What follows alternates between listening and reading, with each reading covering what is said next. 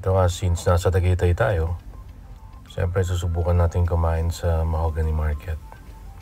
Since madalas na rin tayo nakakain ng mga bulalo sa mga restaurant sa paligid ng Taal dito sa Tagaytay.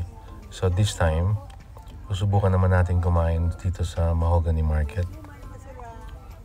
Medyo mura siya ng konti. Tsaka syempre, dito lang mismo sa baba yung pinakapalengke.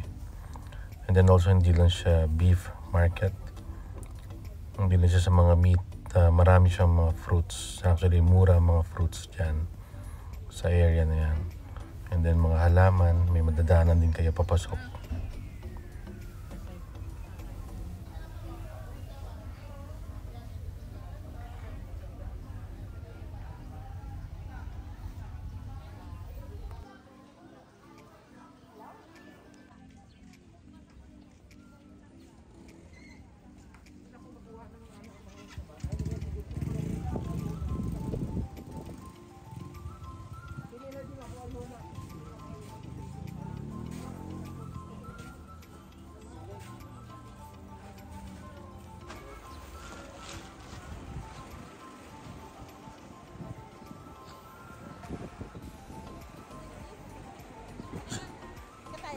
Kata kayo, sunod ako ha. Sneak lang muna doon.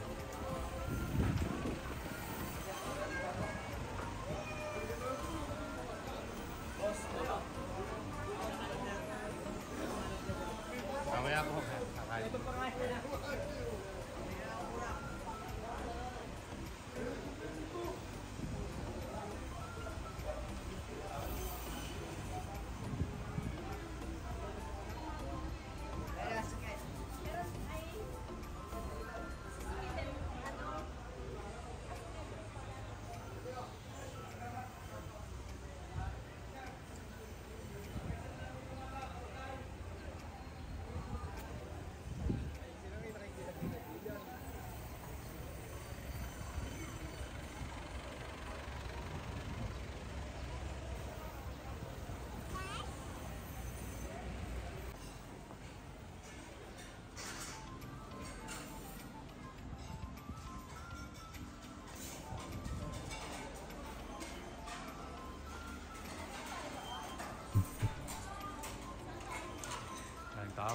So yan, naghanap ng mga tayo na makakainan dyan ng bulalo. Actually, hindi lang bulalo. Ayan, yung aking anak. Hindi lang bulalo. Marami dyan mga fried fish. Siyempre yung mga fried na maliliit na mga talangka, mga ganyan. Then siyempre lahat sila nagtitinda ng bulalo. So pasarapan lang sila dyan. And then, kung ako tatanungin mo, kumpara sa mga restaurant, parang para sa akin, mas gusto kong kakain na lang dun sa restaurant. Kasi based on my experience, parang, para sa akin, parang mas masarap. And then dito, yung mga ulam nila, like yung mga naka-display dyan, parang nire-repeat lang nila. Parang gano'n. Pero pupunta na tayo doon. Yan ang family ko. Kaming apat. Yan yung mga kainan dyan. About sa price, parang hindi naman masyadong nagkakalayo. Anyway, nasa sa inyo pa rin yan dahil kung kayo kakain, may compare nyo based on my experience. Parang sa akin halos mas gusto ko sa proper restaurant. Though dito, okay din naman siya, talagang bulalo rin siya.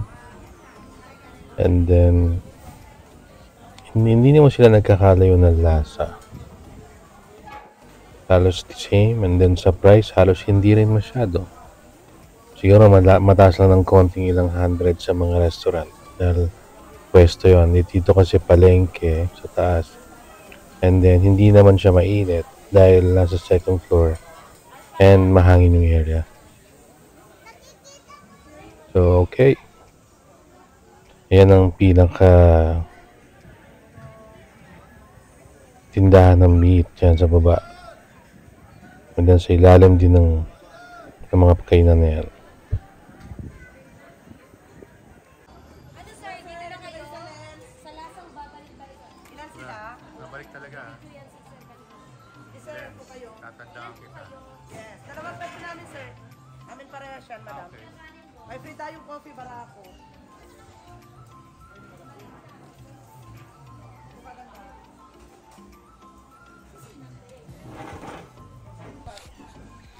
So, dito na nga napili natin kumain dito sa Len's Kitchen. So, okay naman.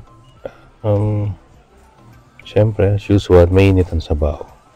Lahat naman ng sabaw nila dyan ay mainit.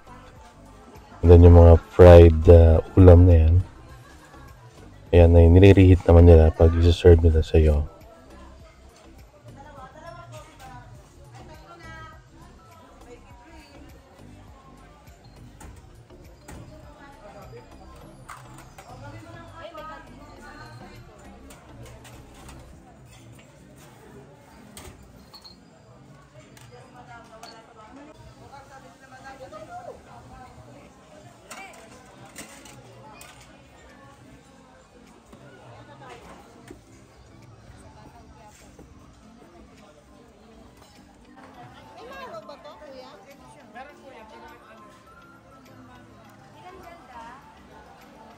Ito yung buka.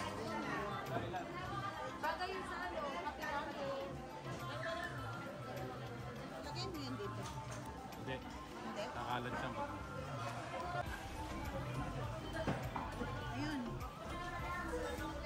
Sirain po kayo wala pa.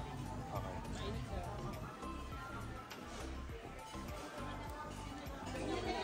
Yes, ganda. Dito na lang kayo, sir. May extra pa kayong bowl. Mara dito.